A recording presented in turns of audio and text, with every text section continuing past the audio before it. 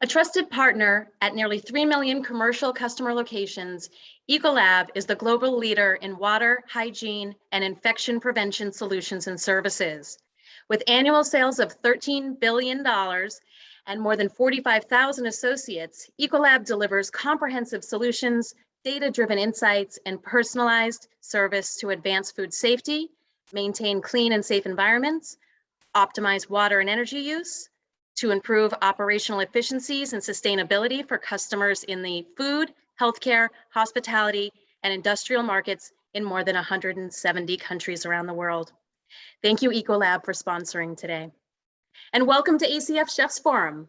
We appreciate you all tuning in today for this webinar and hope you're ready to learn more about trends in healthcare food service.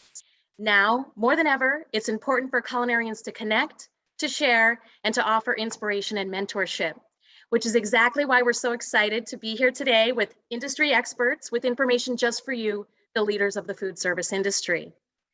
Before we begin, as a note, we'll be taking questions from you, the viewers, as we are able. Please use the chat function to collaborate with other viewers and the Q&A function to pose questions to today's speakers. So let's get the discussion going in the chat. Feel free to tell us where you're tuning in from today. I'm Jackie Pressinger, American Culinary Federation's Director of Strategic Partnerships, and I'm excited to have such a fabulous healthcare food service industry panel here today to share their experiences and their expertise as they share their thoughts on top trends. So we'll meet today's chefs in just a moment. And at this point, I'll pass the microphone over to our moderator to kick things off. Chef Eisenberg, Certified Executive Chef, Certified Culinary Administrator, will begin the presentation and introduce our other panelists. So thank you so much, Chef. It is my pleasure to be here today with you, Jackie, and this incredible panel of healthcare food service professionals. It's really, I'm delighted to be joining this panel and moderating the session today. I'm Eric Eisenberg, Director of Dining Services at Rogue Valley Manor, a large continuing care retirement community in Southern Oregon, and spent many years in acute care as well. I will allow Chef Tim to introduce himself. Hey, good afternoon. Chef Tim Schoonmaker. I'm the Corporate Director of Nutrition Services here at Centra Health, based out of Lynchburg, Virginia.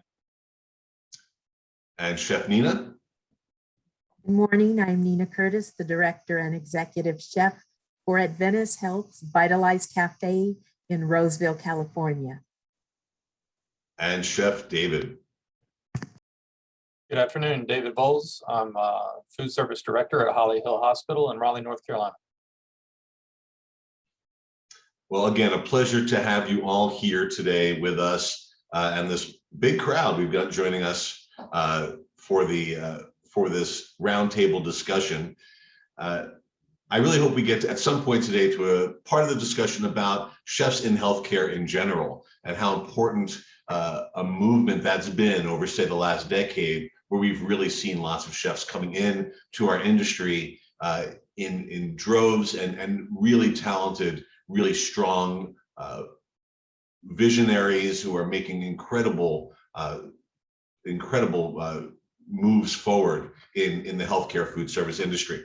But today, let's talk about, let's get started by talking about some of the trends we're seeing as we have really been dealing in the last 18 months with some obvious challenges that we've all experienced.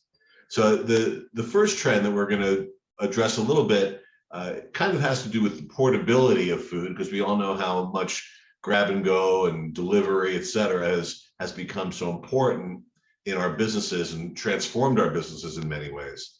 We're going to talk a little bit about bowls and sort of these one bowl meals that have become quite popular in all of food service. I'm going to throw this one over to Chef Tim Schoonmaker to get us kicked off on this one. Yeah, thanks, Chef. You know, bowls are one of these food items that are very versatile. When you think about it, we spend more time at work than we do anywhere else. And so nutrition is a very important part of our life. And you spoke about chefs coming into healthcare. You know, 22 years ago, if you would have asked me if healthcare was a place to go, I probably would have looked at you like I was crazier than I am now.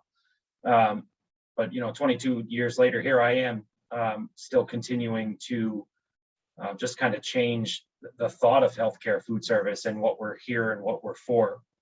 Ultimately, and I think the other chefs would agree, we're here to help people heal, whether that be physically or emotionally, and we're here to connect people. We take care of lots of different people, from patients all the way to our fellow caregivers, and food is one of those things that you have to have. You know, if we don't eat right, we don't feel right. You know, that term hangry comes to mind quite often, especially in our personal lives. I know we probably deal with that at home. But anyway, bowls are one of those things that help us kind of customize what it is that you'd like to eat. And we can make bowls healthy, or we can, you know, maybe stick to, you know, maybe something that's a little unhealthy, or maybe nachos, something along those lines. So when we talk about bowls, we're really looking at how we can customize them and how we can take them with us. You know, sometimes we don't have time to eat our food all at once, so we might save it for later, or we might prepare it ahead of time. We can also take bowls across the different meal times. You can use breakfast bowls, we can have lunch bowls, dinner bowls, overnight, because we are a 24/7 business. So one of the main components we often think about is a base, which often can be a protein. And that protein can either be meat-based or it can be plant-based. So maybe you're looking at a breakfast bowl that might have eggs as a base, and from there you layer it with bacon or sausage, maybe some different vegetables.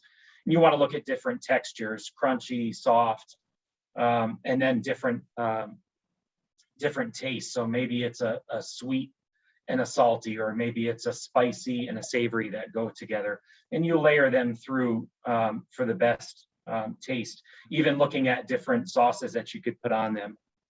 Even for breakfast, you might look at things such as quinoa, using quinoa as a base, and then adding some different layers such as a yogurt or a dairy option, maybe some granola, some nuts, that sort of thing. And then even, you know, we can talk about salads being bowls. So maybe you look at something that's very popular here. We do a buffalo chicken bowl, and it has a base of some sort of lettuce, whether it be like a spring mix or even some of the lettuce that we might grow on site here. And then you're going to have different toppings on there, and then top it off with a buffalo chicken and then a little bit of ranch to keep it cool. Again, the main purpose is customizing it, because if you customize it, you're going to eat it, right? If it's what you want in there, you're going to eat it. So I often look at the kids and what they like to eat. And a lot of times, if there's something like tomatoes and they don't like tomatoes, they're not going to eat it. So we allow the ability to have that customized so you can have what you would like and thus eat it. And then just lastly, even looking outside the box, bowls don't have to just be something that is a protein or a salad based. It could be noodles, for example. And noodles could be something like zoodles if you're not using traditional noodles. If you think ramen bowls and the popularity, there's restaurant concepts around those. And so those are popular things that we can make, and we can build them into just about any of our stations here in just about any healthcare operation, because it could be hot or cold. And again, you mentioned grab and go. We could make them ahead of time and use them as grab and go as well. So again, something very versatile that we could use across our operations. You know, you mentioned what I'm sure is incredibly popular bowl, like a buffalo chicken bowl. We've all lamented, I'm sure, where we get lots of people clamoring for we need healthy, you know, we need more healthy options, and yet the things that they typically choose are are not necessarily the healthiest choices. Do you set up with your bowls a sort of a standard menu that then they customize from, or is it a list of ingredients? So how do you set up that station? So both, we do it two different ways. Sometimes we just let the person that's running that station create their own. So if you go into the cooler, I do what's called a cooler clean out, go in, see what's in there, and come up with something. It's a great way to keep our staff engaged, and they also tend to own it. So when they're serving it, they're very proud of what they have, and they can, you know, tell their their customers what's best and talk through it. A lot of times too, they're the ones that are customer facing. So who better than to come up with what the menu is than those that are working with the customers directly. But yeah, we do some of them are standardized. We have the cut sheets and, you know, the planograms or planning diagrams where they would set it up. And we do try to do a healthy mix as well as maybe some not so healthy items. Again, it has to be a balance. The consumer can choose what they want. You know, maybe you're just having an off day and you want something that's not so healthy, you know, whatever floats your boat. If it's going to make you happy and help you take care of your patients, then we certainly want to do that. So it's a mix of both.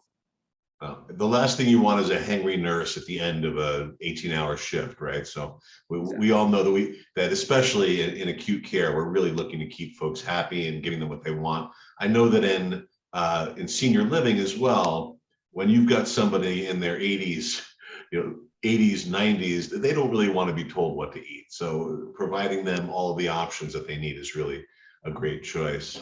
And obviously the cooler clean out, right? We can all relate to that, wanting to utilize product and making sure that the people that we have doing the work are engaged, right? We want to make sure that they're not just having to, I think in healthcare, we have a bad rap of only being standardized recipes and only serving people pureed food, but really, you know, retail is often such a big part of what we do.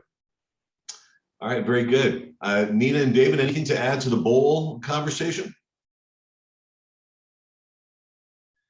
So if not, we'll move on to the next portion of our discussion, which is delivery, a trend in delivery, which obviously was born in many ways out of COVID. Now, delivery was something that I didn't do at all during that period. It was prior to COVID. It was something that, you know, we're trying to encourage residents to come out of their apartments, socialize, et cetera. And dining within senior living is a huge social engagement. It's not something that people don't look forward to. They really look forward to connecting with friends, et cetera. And so that's really been a difficult transition for many of our residents in my community. And my community is a very affluent one. We operate 5 different restaurants, and it's this is not your typical type of nursing home environment, if that's what people are thinking about. It's really more of a, you know, we often refer to it as a cruise ship on land. It really kind of provides all types of dining opportunities, as well as activities and lots of social engagement. And so for us, delivery was something we never did. And we found ourselves first moving from a very buffet driven type of service model to a la carte service model to avoid any of the contact before we really knew what COVID was and how it was transmitted. And of course, I'm sure you all experienced having salad bars shut down and self-serve stations shut down, et cetera. And we faced the same thing in senior dining. And we went to a la carte, and then of course we went to a complete lockdown where all the residents basically stayed in their homes.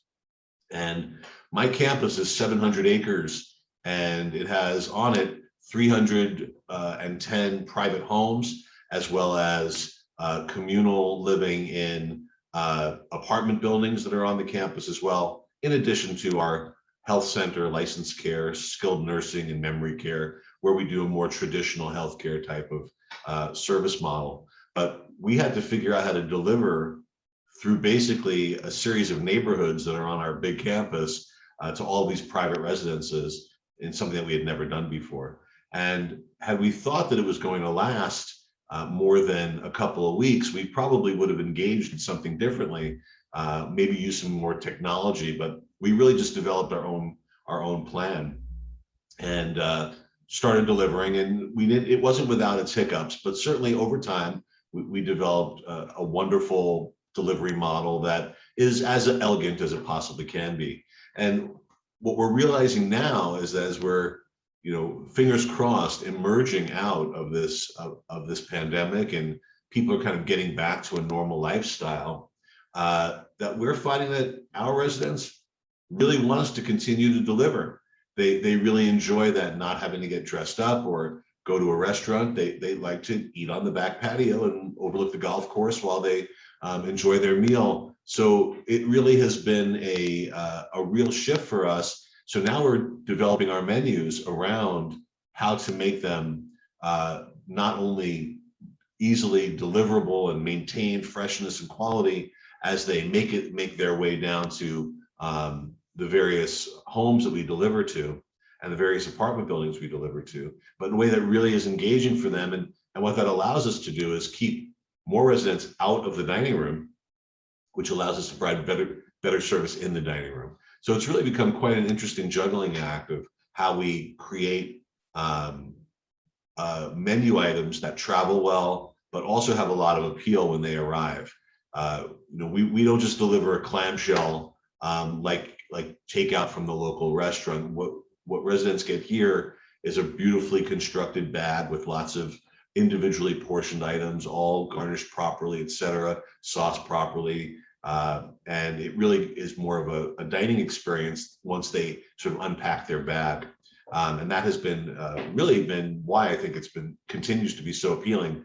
Even when residents have an opportunity to come back to the dining room, they're choosing delivery because I think that's a lifestyle choice that they're making. And I'm curious to hear from the other chefs on the panel how delivery has made its way into your operations and what you're doing that you weren't doing before that you think you'll continue doing into the future. Chef Eric, I would add to that, more than delivery, we've spun and included curbside because it was through the pandemic that our associates moved to remote. I'm in the corporate offices, as well as then our hospitals with limited visitation and such, and not wanting to necessarily go out. So we got very successful with curbside, and what I created, which we call the veg out box, is a CSA box. And then we also have our at-home meals, which we took the top items on our menu and put them in, think of a blue apron box, but we took it a little bit further. So you just had to finish it. You didn't have to become this cook that you depended on. So many of us, people come in, our customers, which are our staff, they come in and depend on us cooking the food for them. So I think there was this real shift in food at home and people realizing, I don't like cooking, I don't want to cook. So we made it as accessible. And as you said, the experience is at everything. I think all of us would agree we've gotten very good at creating that same experience. It's like, okay, a taste of the Vitalized Cafe in the comfort of your own home. So we have our seasonal, local, organic veg out boxes, and we'll add recipes to that. Take your whole cauliflower and roast it, since we're a plant-based cafe and we're plant slant, I'll say. And then the other was that at-home meal that all you had to do was either warm things up or chop up your bok choy for your crispy cauliflower box, and the kung pao sauce was already made. Just warm that up. And we've seen a lot of success and done surveys that have shown that our associates would like us to continue that as we move back into the offices. And then we're transcending that to our 23 hospitals to utilize as they can. And that may then move to delivery. That is incredible. That sounds. We have toyed with the idea of meal preparation boxes, kits as well, because as we have people that have their own full kitchens and love to cook, and so we have definitely seen an uptick in people not wanting to wait for the delivery because that's on our timeline.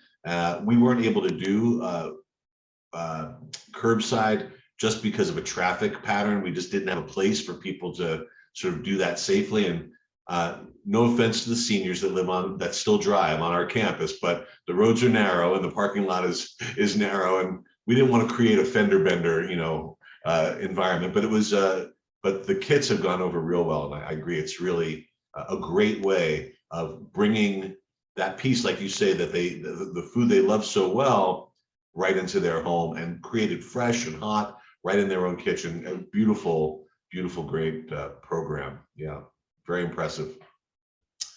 Tim, Dave, David, either one of you doing anything with delivery? So our residents or our patients, I'm in behavioral health, so our patients, when COVID hit, we've gone to 100% delivery. Unfortunately, we like our patients to come off of other units, have some time to socialize, have some time to mix with other units and stuff like that. But it's unfortunately not gone well for us. So we're still waiting things out. We are. Since we're behavioral health, we don't have a lot of latitude with making things pretty. Our main focus is always making things safe. So we do a pretty slim, bare bones type delivery, just really concentrating on just making sure, again, that the things taste good and that we get them from the kitchen and serving line to the unit as fast as possible and keeping things hot. So that's been our experience thus far. Very good. There is a question here about maintaining temperature during delivery. And I will say that we definitely struggle with that. When we have food that is sent at mealtime, we do struggle with temperature, but we've kind of created a expectation that your dinner's not really being delivered hot. You need to reheat it to have it be hot. Or we've also, because the delivery again is kind of on our schedule, we have residents that are ordering their dinner the night before to have the next day, for example. So they put it in their fridge and then they just heat it up, et cetera, the next day. That way they can eat on their own schedule. Because again, with seniors, some like to eat very early. And when you've got 500 deliveries to make in a 2-hour window, we kind of have to be on our timeline as far as that goes. But yeah, it will definitely be it is definitely a challenge with keeping food hot. We tried a variety of things, but it really was a losing battle. And Chef Eric, I think you made a point earlier. You really have to look at the items you're pushing out. So whether it's meal delivery, or I've also worked in food service where we're sending things like you said, and it's on ice, certain things that we serve in the cafe or cafeteria doesn't translate so well in delivery. So you get really good at those items that hold well. And even items like Chef Tim talked about, bowls can be great for being able to be held and almost room temperature. So, the mindset has to change a bit with regards to what are we pushing out? What might sit on one's desk for an hour and get to room temperature? Be safe, but still taste good, not piping hot. So that's been my experience in realizing, okay, some of the things that I knew I could really, watch right in the cafe and serve it like we want it, we have to start readjusting the items I've experienced with my team that we're offering on the menu. And that's been expanding and stretching our ideas, which I love, because you never go back to the same thought you had once you've been stretched and tested. And, I think we chefs are so good at that throughout this pandemic. I think we are the ones that have been able to swivel, pivot, spin around, because we do that all day in the cafe anyway. We just make it seem like this was our plan from the beginning. Excellent point and very true. I think that, us in the kitchens and our cafes and food service in general, people always come with additional requests because we always make it look so easy. It's that proverbial duck paddling under the water. The feet are going 1,000 miles a minute while the head is just constantly scanning for what's on the horizon. And that, I think, sums up what we do in healthcare food service extremely well. It's an ever-changing environment, and the landscape is, you never know what you're going to walk into the next day. But excellent point about menu mix, and that really changing the menu is to be appropriate both for things like meal kits and delivery and grab and go, all of those items. as you say, I mean, a perfect example. I mean, my lunch will sit on my desk easily for a half an hour before I actually get to it. So that was a really great and interesting point. All right, well, let's move on while we've got Chef Nina's attention to the plant slant and sort of really looking at the plant-based, plant-forward trends and sustainability and plant-based eating that we're seeing so much about. Tell us what's going on with you, Chef Nina. Well, since our inception, we've been plant slant 100%, but our hospitals, and I think as an industry and through the season, as I call it, that we've been in for over a year, we've really seen that interest, as we've always, as healthcare food service entities, always push the health part of it. My dad's a chef, so it was always like, well, it has to be delicious. Don't tell me about the health. It should be healthy, but don't sacrifice the deliciousness for just health aspect. So right off, our benchmark is healthy. Let's understand that during this discussion. And then the plant slant is, for me, I've been a vegan over 20 years. I started as an omnivore. I was bodybuilding, you know, where you get your protein from. I was taking the protein down and my body shifted on me. So I'll keep it short. And here I am 20 years later. But the plant slant is showing that no matter what is on the plate, we need fresh fruits, vegetables primarily, and the fiber, because so many of our digestive issues that we deal with in healthcare come from the diet. So we're really not trying to make anybody decide they have to eat a certain way. I'm just encouraging people to add more roughage, more whole food, plant-based fiber. And, you know, there's over 200,000 edible plants in our world.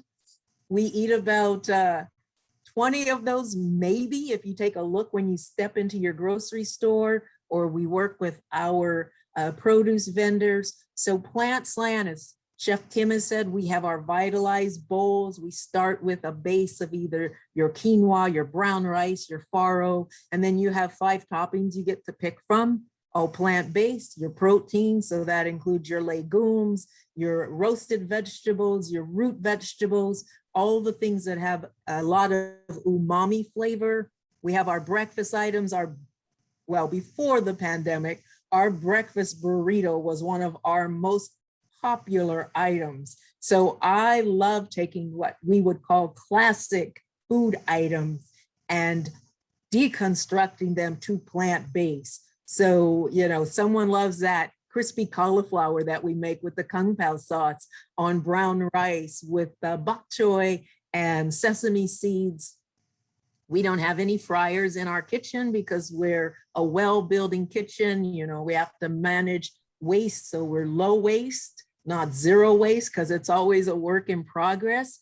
But we have dehydrators, so we can take kale and make kale chips, so we don't lose items. But I think in the plant-based world, which we are all in, people will say, oh, I could never just eat plants. Well, you can eat a lot of them. So our goal is to encourage more plants on the plate versus telling someone what to eat. So our cuisines range from Mexican, Italian, American, Thai, and that seemed to have won a lot of our associates over, and we're transitioning that with the blue zones into our hospitals.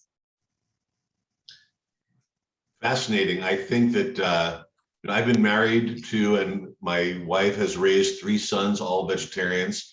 And I've always said that it's my professional responsibility to have to eat meat every now and again. But we definitely mostly eat plant-based at home. And I've got a strong contingent of residents here. You'd be surprised to know perhaps that are more plant forward.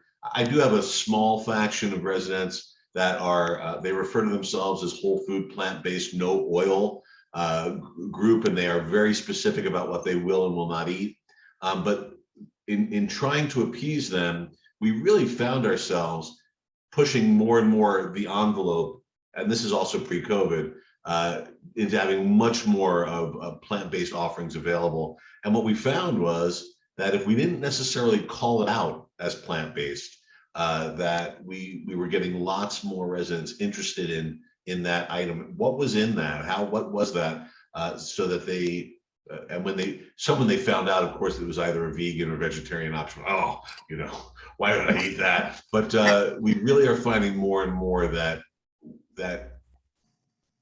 those folks that are more on in years see it as a benefit to reduce the amount of meat on their plate. So it certainly is a trend that is, I would say, is a trend that continues to trend and gain more and more traction as we go. And no one can deny, you can't go anywhere without seeing some kind of plant-based offering anymore. I mean, food service doesn't exist without plant-based offerings, except in very, very rare circumstances.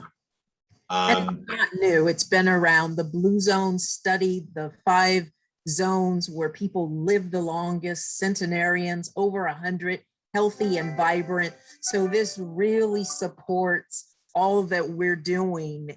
And, we are the leaders in the healthcare chefs. We are the leaders. We do the testing. We get the resistance. We win them over, making them think it's their idea. And then I think we have such a charge to lead the rest of the industry in general. So thank you. I mean, it's an interesting point you bring up, because really we have for years grappled with the notion that as healthcare chefs, do we have a responsibility to teach people about healthy eating, to make those things available to them.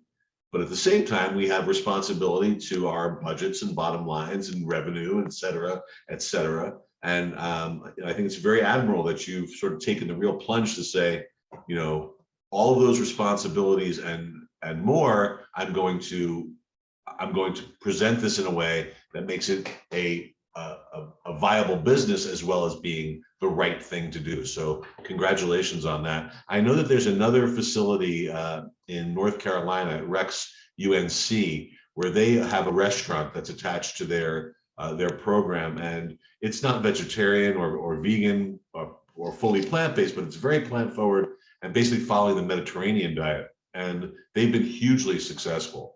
And they did it really out of this responsibility they felt as chefs in healthcare to present a healthier food service model. So I'd like to add one more thing. Yeah. Slant can be very cost effective, and you are able to repurpose so much root to stem. So, when we think about our numbers, which we always have to think about, it has really shown to prove profitable. We just have to really look at things and how we put things out and what we're putting out. But I think, and I challenge all of us to look at that a little bit more. Thank you. Yeah, we've heard so often, oh, it's too expensive to buy organic, or have too many plants on the plate. Produce is getting so expensive. Well, not nearly as expensive as animal protein, right? You can get much more creative and have a lot more opportunity with plant-forward food. So you've got a fan in me, Chef Nina. Gonna have to follow you a little more and see what's up with all of you. All right. Well, Tim or David, do you guys have anything to add to the plant discussion? Anything that you're doing in the current world that is new with plants? I'll just add on top of what Chef Nina said. One of the best ways to educate is to set up a little prep table. So we invested in one of those roll away prep tables with the mirrors, and every now and then we roll it out into the cafe and we'll introduce something new. And a lot of times that is plant-based. And so I'm in a part of the country where plant-based is not necessarily popular. So we try to introduce it, little by little, taking out some of the proteins, meat proteins out of a dish and substitute it with something else. So zoodles was a great introduction to that. And we introduced it by rolling out our table and making little samples of it with a nice fresh homemade pesto sauce that we grow here, and had that along with the zoodles and sauteed it with a couple of vegetables and gave out little tiny portions. And that led to a new station and something we do often. So the education piece is very important. If you tell somebody, hey, you have to eat this, they're not going to eat it. But if you introduce it into a way of saying, hey, try this, it's something new, people are going to taste it, they're going to try it, they're going to like it. So that is very important to what we do. And we really can't emphasize that enough. Yeah, I would agree. There is no 70 to 90-year-old person that you're going to tell they have to eat something. Trust me, they don't dig that very much. And I want to touch on something. I want to make sure we're not making this a commercial, so I don't want to mention any particular brands or anything. But I know that you have some hydroponic gardens in your facilities, and you'd mentioned a pesto that you grow there. You want to just touch on that a little bit, some of what you're doing with what you're growing in your facility? Yeah, so we have actually 3 different versions of gardens here. We have a large garden at one of our facilities. Used to be a swimming area back in the 70s and 80s. That was converted over to a garden. So we grow, we have some fruit trees, we grow seasonal vegetables out there, and it's a traditional garden. And then at the main campus, we have 2 different gardens. One is an herb garden that's outside. We grow mint, basil, rosemary, whatever else seasonal that I can grow. And then we do on the inside, we have a hydroponic system where we're growing different varieties of lettuce. And so again, that's a great way of really showcasing a farm to table, which I'm not sure that was a topic, but farm to table, fresh, people see it on site. It creates somewhat of a craveability of it. They know where it's coming from, and when you can purpose it into something else, a lot of times people will have gardens and they don't know what to do with the stuff. So we really try to, incorporate all of that into our dishes. It's not just something that's there. It's something that you can see grow from a seed and that we serve, and this is how you use it. Again, it goes back to the educational piece and introducing people to different ways of doing things. I see a chat here. It says, what is hydro? It's grown without soil. So it's grown with just basically water. So it's a hydroponic system is a water-based system that sprouts seeds and grows. Yeah, I mean, you're right. Farm to table is not one of our subjects today, but just to say, we often think, oh, farm to table, I've got to develop relationships with farmers. I've got to figure out I got to go to the farmer's market. I have to do all that, but really not. I mean, first of all, your produce vendors can certainly connect you in whatever way with the information that you need to know where the farm is, how to be within a certain radius in terms of mileage, et cetera. But I mean, then there's your version, which is you are the farm. You don't have to have everything come from the farm, but the fact that you've got lettuces growing indoors and your herbs, et cetera, it's a great example of how to, as you say, connect the diner to the produce. So well done. Nice job. All right. Well, we're going to move on to something that we probably all had to deal with at some point during COVID. And I think Chef David, with his population, I'm sure has had to struggle with this as well. But it's the idea of finding efficiencies by reducing what is available on the menu, whether that was related to distribution problems or cost or labor, access to labor, et cetera. So I'm going to turn it over to Chef David to talk a little bit about that, finding efficiencies in menu reduction. Thanks, Chef. Yeah, I'm about 2 years into my time here at this facility, and what we found was we were using a 4-week cycle menu, and the reason for that was we'd always run a 4-week cycle menu, which is, everybody knows, is the worst reason to ever do anything, is because you've always done it.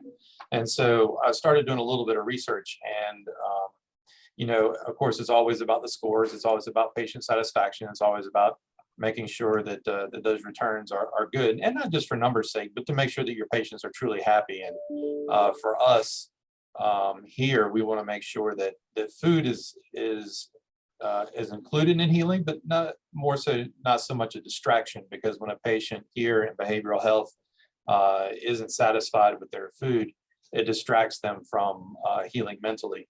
And we want to make sure that they're able to engage in that process as much as possible. So we're a department that comes alongside of our clinical department to make sure that we push that process along. But what we found was when we started looking into it, that our average length of stay for our patients was about 9 days. And so we asked ourselves the question then, if the patient is only here for 9 days, why in the world are we running, a 28-day cycle? Who is it that we're impressing? And the answer was, we're impressing ourselves because nobody's here long enough to experience the full cycle of menus. And so what we did was we have adult hospitals within our system and also a children's hospital. And so I brought my staff together, much like Chef Schoonmaker said, these are the staff is the one who's serving. They're the ones who have touch points with either our techs who are bringing the food to the patients, or when the patients were coming into our cafes. And we said, okay, we have 28 days worth of menus. Let's pick out what are the rock stars. What are the things that we really know that excites the patients. We don't have a retail operation, so our staff eats off of our regular patient menus as well. So what does our staff really get excited about? Because we know what our staff gets excited about. They'll relay that to our patients and say, oh, you may not have heard this. Try this. It's really, really great. We have sun-dried, marinated sun-dried tomato chicken breast. And that's probably not something that's in the palate arsenal of a lot of our patients, but we found that our employees really liked it. And so they sort of vouch for that when it goes on the unit. They say, oh man, you guys try this. It's really, really great. And so we did, we went through and we really picked those rock stars, and we've seen our patient satisfaction scores really start to rise very quickly. And so we're very, very happy with that. The other thing that's helped us with is everybody, I'm sure, is experiencing a tremendous amount of turnover with their staff. If you can find staff that you're experiencing some turnover within. And so with that shortened cycle of menu, so you have a cook who may cook something one day, and then the next time they're going to lay hands on it would be, a month out. And so that learning curve is very, very long, trying to get them to master that menu item. And so what we found when we shorten that process down and we shorten that cycle down to 2 weeks is that they're seeing these things in half that time. So they're seeing things twice as often as they normally would. And so that's helped us with consistency in our food. It's helped us with quality in our food, because our staff feels, even though they may not be as skilled as other places, that our staff is a whole lot more comfortable and a whole lot able to develop that skill set much faster than they would with that 4-week cycle menu. So we've kind of taken this time to, it's forced us, like it's forced everybody to do everything different. It's forced us to really look at our operation differently in that way and adapt.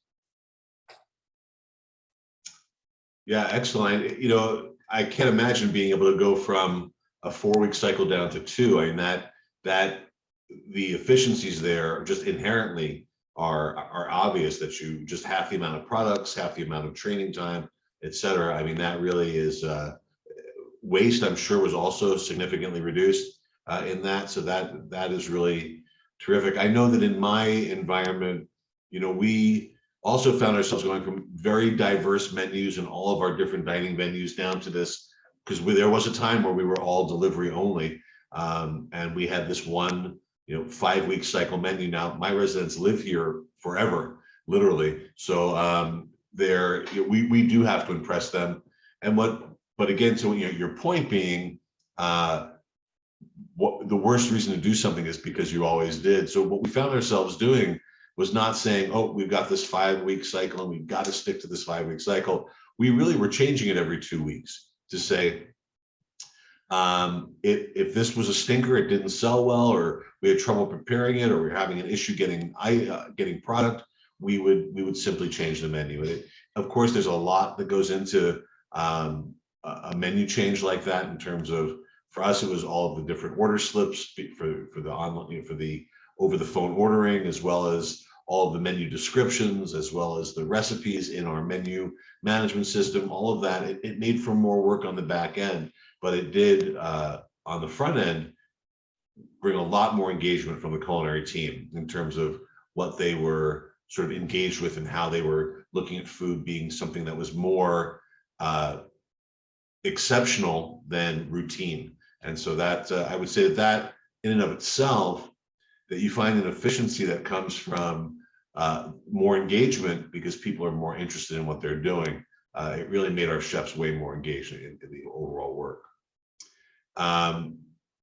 Tim or Nina, did you find any other, any efficiencies or any menu changes that had to happen due to COVID, or any things that you experienced that will persist into your operations moving forward?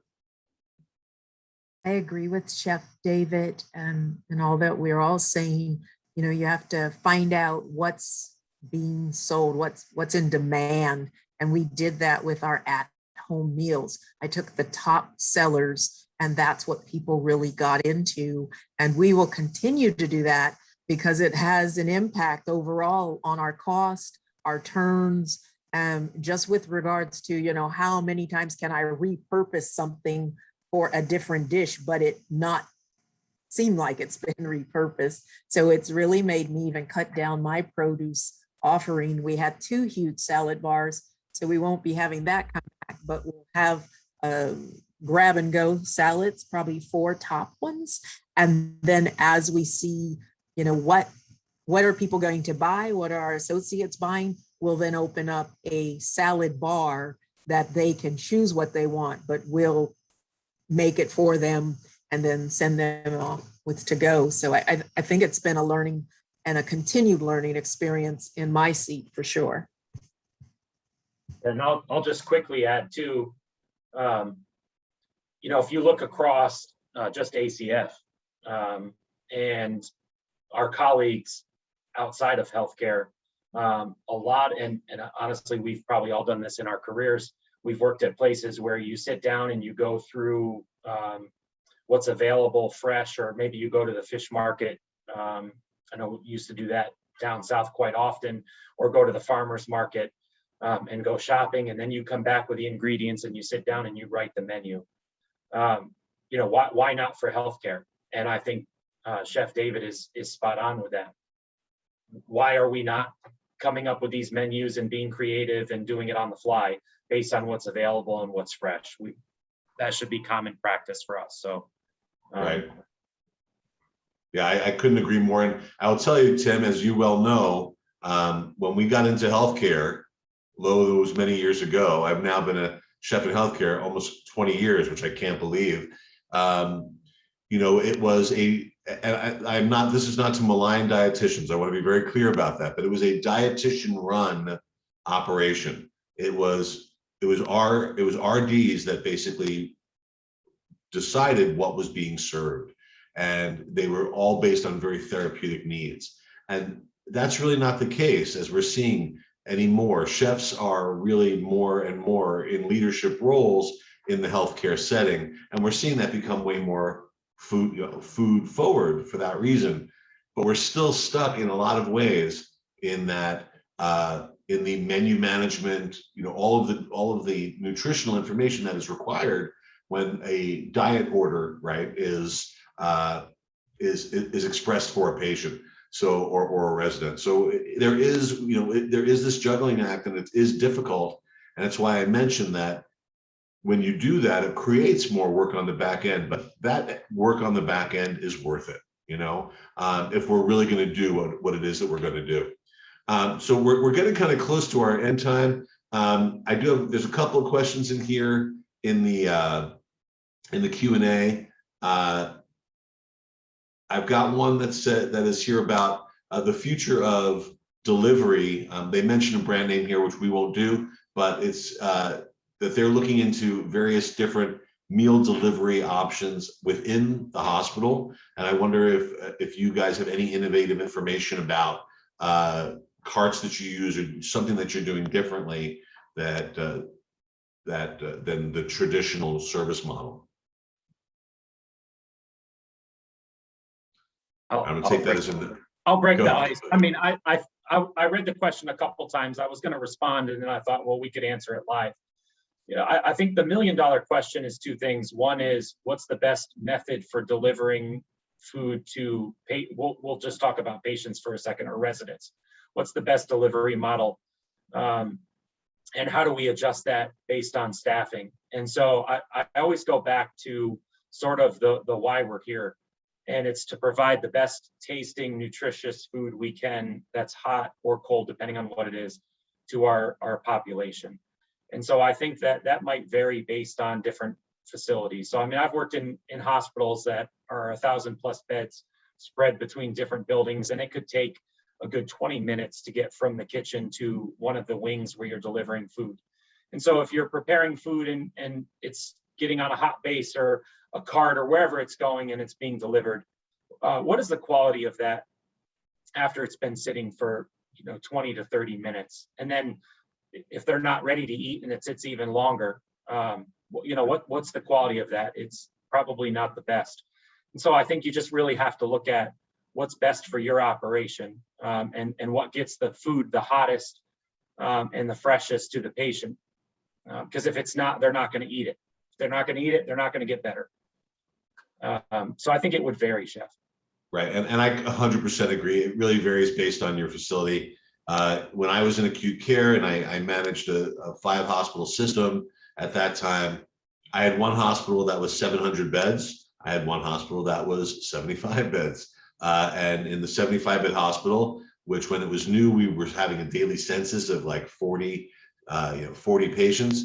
We didn't use any kind of heat on demand or plastic domes or anything. We literally had a ceramic plate and a ceramic cloche that went on, and it was a really lovely type of service. And we were able to do that until the census got to a point, and then we had to make the adjustment. So I think you have to do what works within your facility. And there are lots of, there are more and more choices, it seems, coming up. A quick answer to a question about what percentage of animal protein is acceptable on a plate. Typically in acute care, 3 to 4 ounces of animal protein is what is the industry standard, and is typically what nutritionals are based on, is that size of a portion.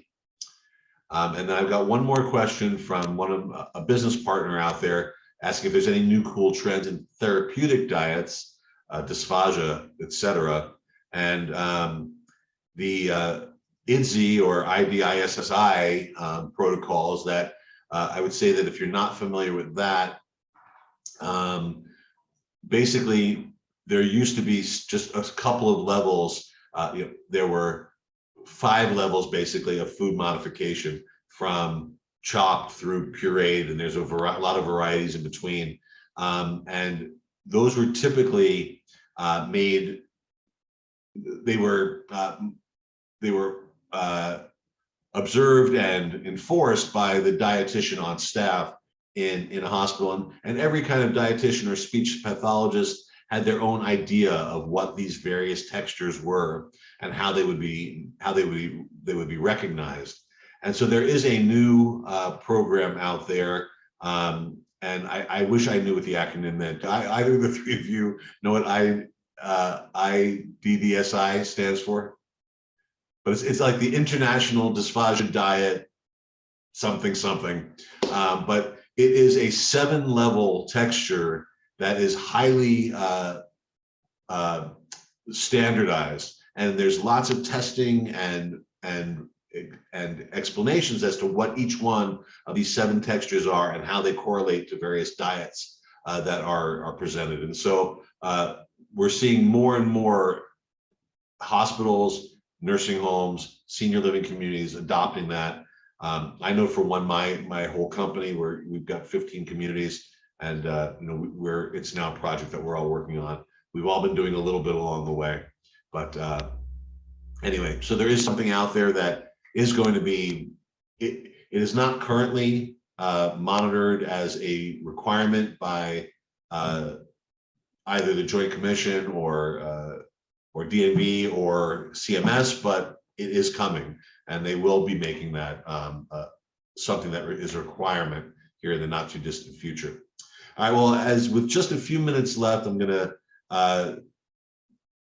just ask any of our chefs if they've got any final words in general about healthcare food service as a industry or as a career opportunity, et cetera. Chef Nina, is there anything you'd like to sort of say in a final parting word? Thank you, Chef Eric, for leading us all through this webinar. I've been on the, I'll say, other side of the culinary spectrum. I really love this space of healthcare food service. I would encourage any chef or cook or aspiring culinary student to not think it's boring or stodgy or behind the times. I really believe that we're the innovators and we're leading the market in ways that we all, as a community of culinarians, can benefit from. So thank you for having me. I always love being a part of ACF and working with all the chefs that are the community. And to those out in the listening lounge, as I like to call it, be innovative, stay strong, and don't be afraid to do something different than how it's always been done. Thank you.